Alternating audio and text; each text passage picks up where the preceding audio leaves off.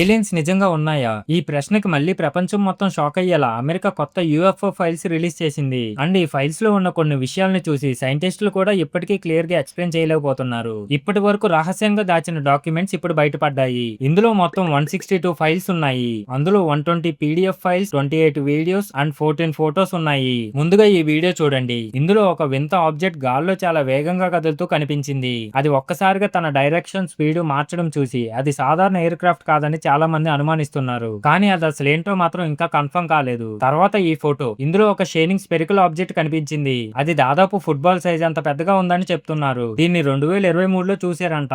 But తర్వాత అది మాయమైపోయింది. నెక్స్ట్ ఈ ఫోటో, నాసా ఆస్ట్రోనట్స్ 1970లో చంద్రుడిపైకి వెళ్ళినప్పుడు తీసిన కొన్ని ఫోటోలలో దూరంగా 3 మిస్టీరియస్ లైట్స్ కనిపించాయని అంటున్నారు. అంతేకాదు ఈ ఫైల్స్ లో ఇంకా చాలా అన్ఎక్స్ప్లెయిన్డ్ విజువల్స్ ఉన్నాయి. ఈ ఫైల్స్ మీరు కూడా చూడాలంటే లింక్ అని కామెంట్ చేయండి. ఆ వెబ్సైట్ లింక్ మీకు సెండ్ చేస్తాను.